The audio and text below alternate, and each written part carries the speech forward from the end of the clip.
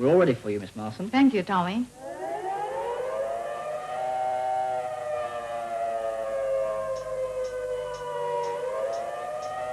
We're back. Oh yeah, yo. Oh yeah, yo. Oh yeah, yo. Kick it up and take what you got. Polish the lyrics and make the beat real hot. Dance till you start to sweat. Tell your friends that I'm live and you should not miss the best sounds around. We're hyped and kicking it loud. Check out the show if you wanna know what's up on the street and ready to go. Sit back, marvel at your feet. No other rhythm rides like behind the beat. My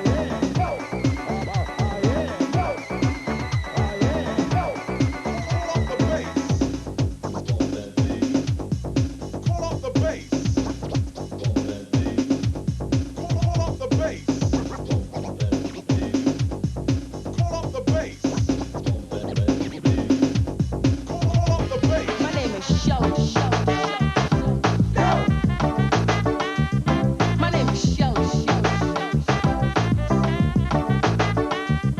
My name is Shelly. My name is Shelly. Oh, I got the name Shelly Thunder because I was so short, or I am so short, and I have such a big voice, so the guys decided to give me that name. It looks like the guys in England are running things, not in New York. Girls run things in New York. So I want to hear the girls, all right?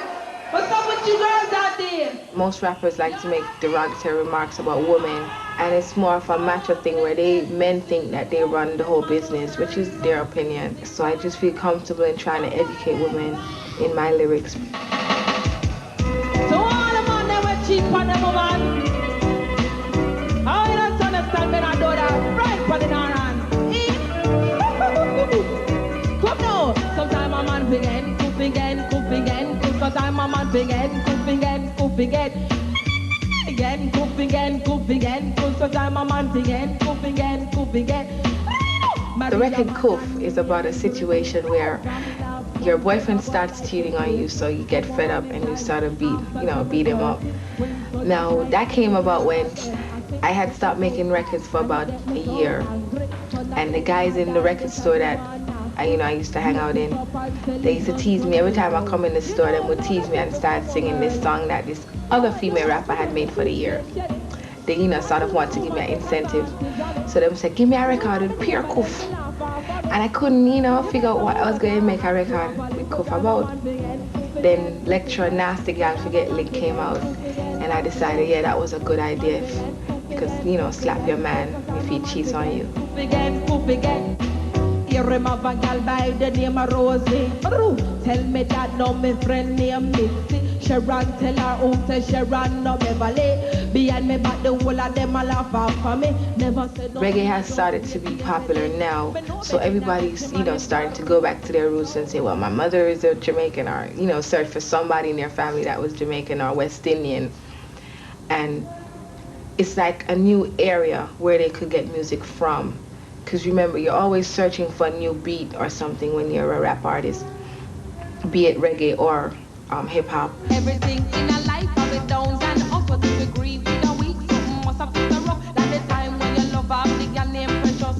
She type me up the street, I mean she a rush, but I remember Bruce Lee. You know me get up, me just double my fist, roll up me cup, wheel me head and get a hell of a bump. It take a bucket of water for the girl wake up. You want lick me na me head and keep me na me stomach. Living in New York and being as kids are mostly influenced by rap music, I thought eventually I probably would have done it even if I didn't make Koof, but I always wanted, as I said, to make rap records. I used to try to write rhymes, although I don't really think rap, I think reggae. So I guess it was inevitable after a while that I would do that. I definitely think reggae is going to get really large in America. It's like hip-hop. At one point, people used to say hip-hop is not going to get popular, it's not going anywhere, it's just a craze or a phase. But it has a potential because it's a new thing, as I said, and kids are going to get turned on to it and love it more. What a wicked hour.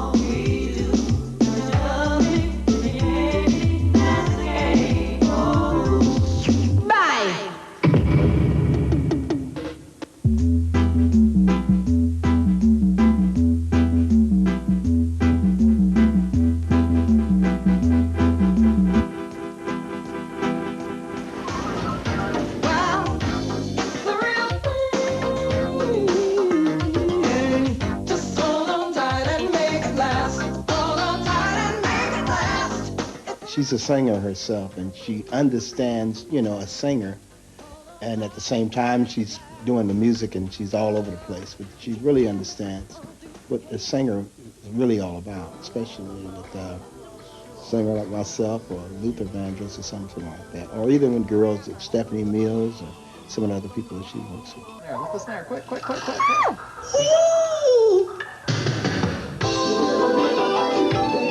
Angela will study you as a person and incorporate some of the things that's going on in your life into the song.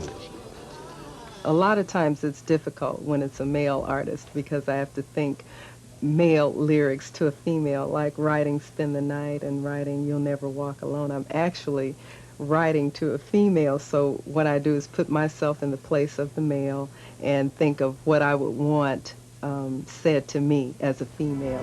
Pretty lady, spend the night. Ooh, spend the night with me tonight. Oh.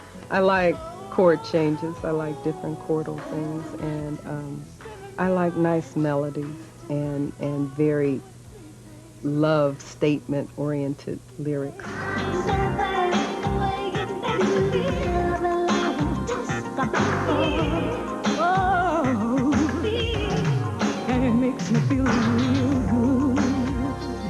Working with Stephanie Mills was fun because I could put myself in her place and see just where she wanted to be. Sometimes I find out what's going on in the person's life at that time and what statement they want to make on record. With Something in a Way, Angela arranged the background vocals, what she wanted me to do, how she wanted me to sing the song, and she knew of my background of singing, and Angela really wanted me to sing as opposed to, sometimes you can get kind of lazy in the studio and not want to sing out as much, but when a producer like Angela, who does her homework and researches how well you can sing, she wants to bring all of that out of you.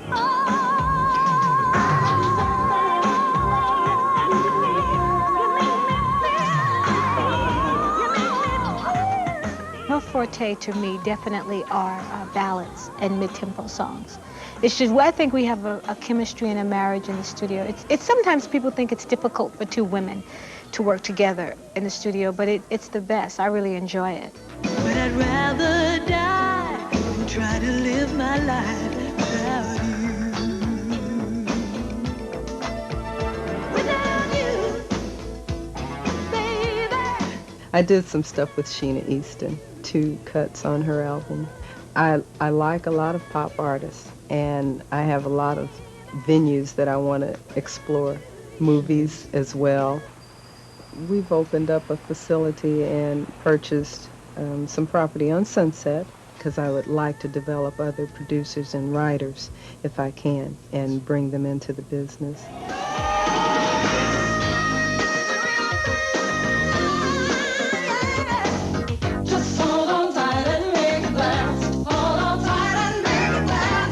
This is great. This is like unreal. It's been a great career. Hope it gets better. Hold on tight, make it last. Come on. Check this out. Come on. Check this out.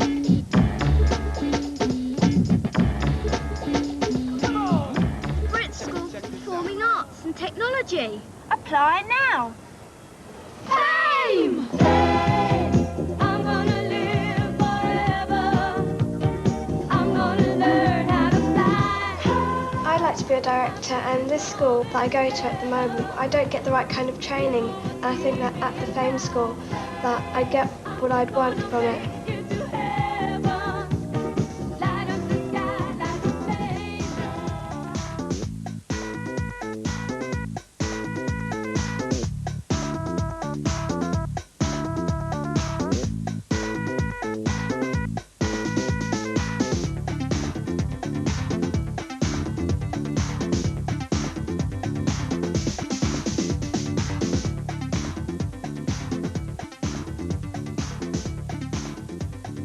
Is it going to be like the Fame School in America? It's like a city in here because there's like every kind of person that you would want to know in here doing all what they all love doing. and you're doing it because you want to. And that's very different from just a regular school when you're doing academics solely to get into college. I think a lot of talent scouts and so on, they'll come to the different schools and actually find and focus on certain areas, certain groups. I think it's a really great idea. Apartheid. No! I'd like to go into like doing the music and like all the equipment and being able to make music like Stockache and then what I'm in there stuff.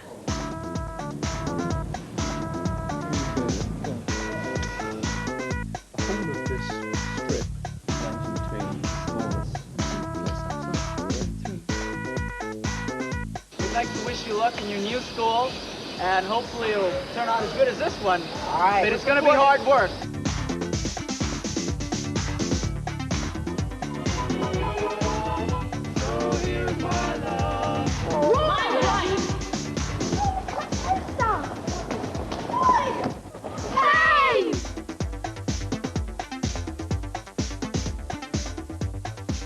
Somebody in the house say Somebody in the house say yeah.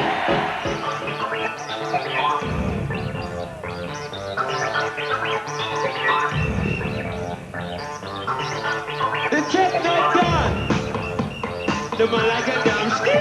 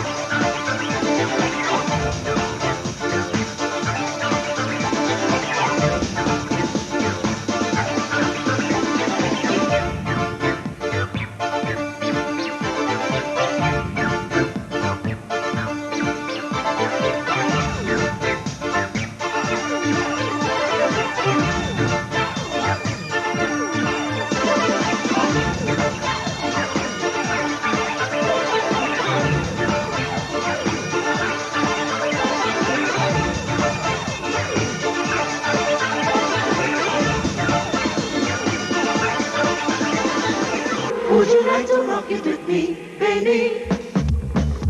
Would you like to jump it with me, honey?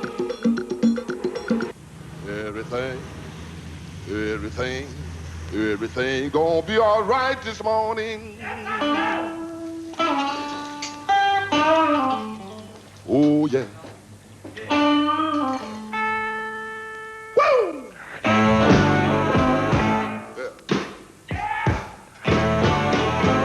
Now, when I was a young boy, up at the record store, and we found it very hard to get original records. The majors don't re-release their old back catalogue because there isn't very much money in it. We can generally make a profit if we can sell about 2,000 copies of an album. In the last couple of years, the whole hip-hop sampling sort of thing has started to mean that a lot of music, mainly sort of 60s and 70s soul, is being incorporated in some of those records. Like a lot of James Brown stuff was used on some of the early hip-hop records, and that led to a big resurgence in popularity for James Brown. Get up, get on up, get up, get on up, and then shake your money maker, shake your money maker, shake your money maker.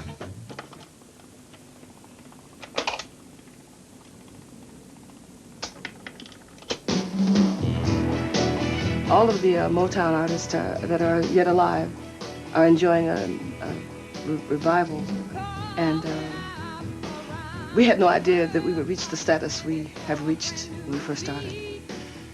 I'm amazed yet that even after not having hit product in the last 10 years, we're still current because of the old music being played on all these stations. And the revising of some songs like Mick Jagger, David Bowie really gave us a boost when they did Dancing in the Street again. I definitely hear our influence on the other artists when I hear product on the radio, some of the newer things. I've even heard bits and pieces of our music actually inside of rap records, and it's amazing.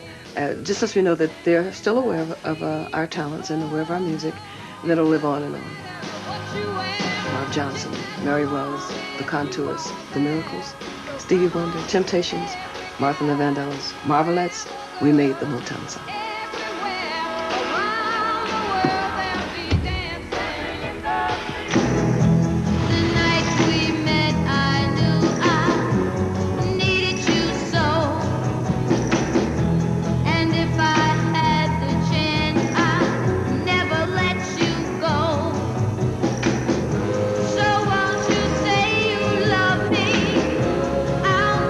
Well, old music has played a big part in the development of our music,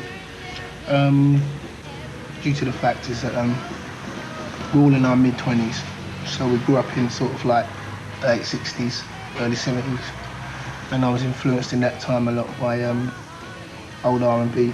We buy new and old records because the new material that's out now, like you hear the singers, and you go back and listen to some old stuff like this or whatever, and you'll hear that same kind of voicing.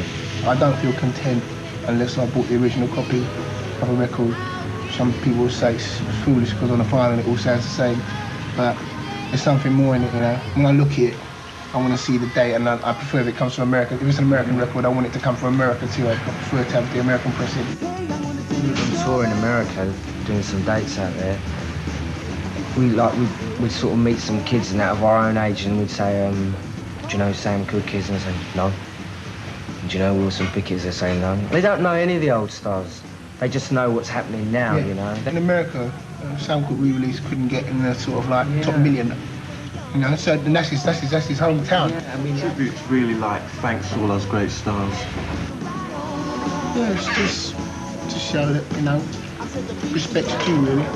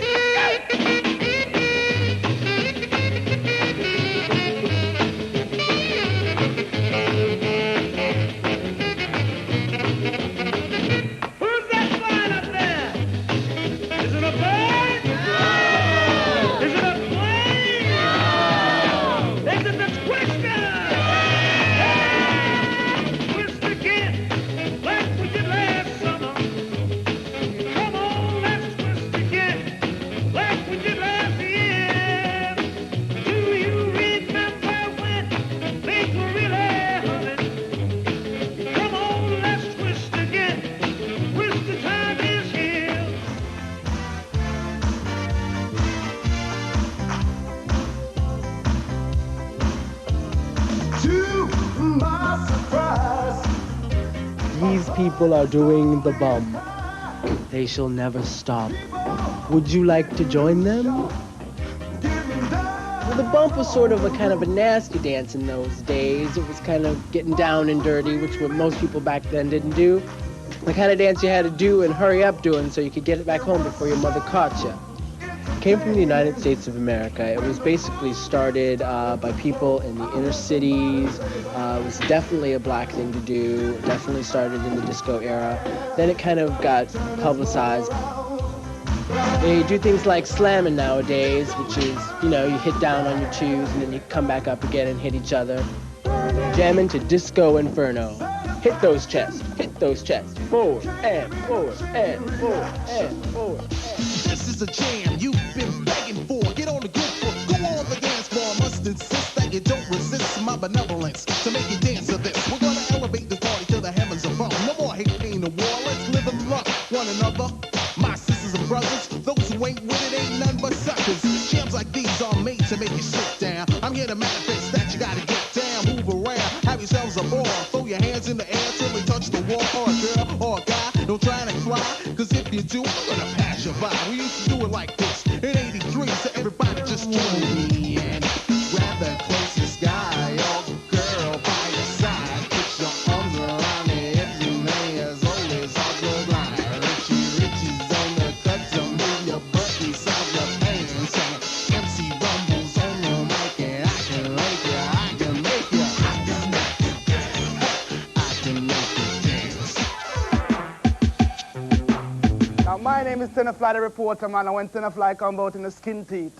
So here it is. Rub me fashion, this are the rub boy fashion now. Rub me fashion, this are the rub boy fashion. Bye bye. Rub me fashion, this are the rub boy fashion now. Trouble fashion is my lizard, not so clocks. Run a London, not like it a New York. Only for you to stand up on the sidewalk. Enough of them are reason, enough of them are talk. When we talk about ragamuffin from over here, we just mean the street people. It just doesn't mean reggae, it means street. So a hip-hop person could be ragamuffin, a reggae person could be ragamuffin, a rock person could be ragamuffin. It's just a way of life, a way of thinking, streetwise. The ragamuffin attitude is a proud attitude, actually. It's one of, I'm somebody.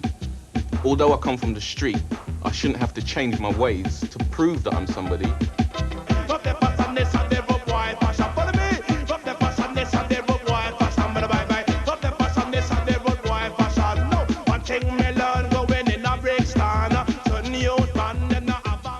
I prefer to wear trainers, true that, comfortable and thing, diamond socks, and a casual pair of trousers, Italian casual jacket. Underneath, just a normal t-shirt. But you just dress how you feel to dress, you know what I mean? Every ragamuffin man dress different. Dress how you feel to come out. Then I like you a DJ daddy, me give them rough fashion, mash up the country, and then me come back with the inner city. In a Carroll school, me pass me DJ degree, and then me graduate and go to university. I fully pop lyrics. More time I try to speak reality and try to talk to people and make them understand. Like we don't try to preach badness, we like to more educate people if you try to educate people. Ragga's all about being an individual and your own style. And what you think's creative enough to be a ragga. This here, oh no fi follow away, yes oh no fi follow away, baby, oh no fi follow away, yes oh no fi follow away, oh no fi follow away, yes oh no fi follow away, baby, oh no fi follow away, yes oh no fi follow away.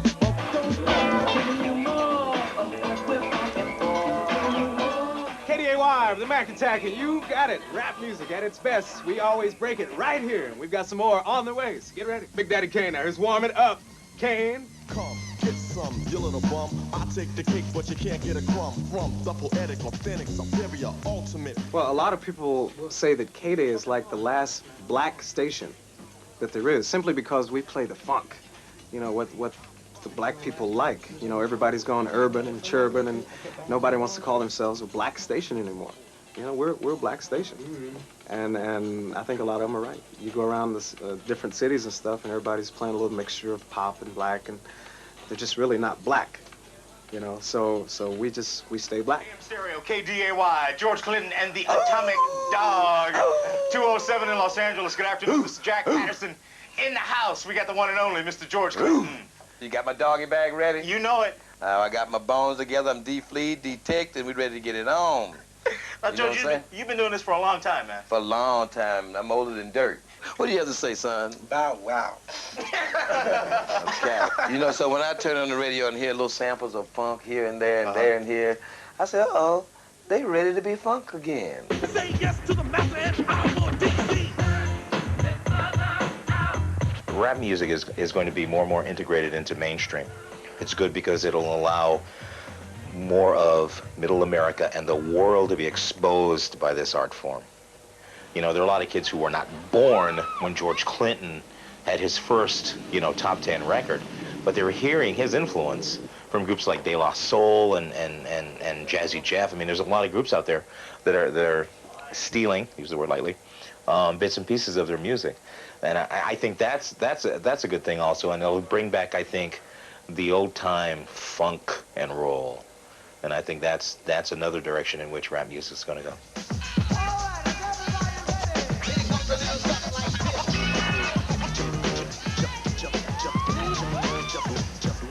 Whenever you remix a song, put it on the air, and it's different from anything that any of the other stations have.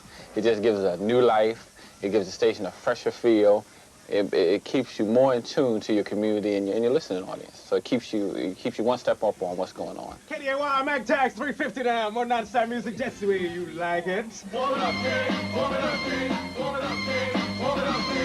We're consistently doing things in the community, like fundraisers all the time. We do forums sometime where we will actually quit playing music for a few hours and talk about problems that are going on in the community when something, you know, like major gang violence is breaking out and stuff like that. You know, the gang scene's really a bad scene out here. I try to flex, but guns they'll never find. My lethal weapon's my mind. We come from the street, which is where basically rappers come from, you know.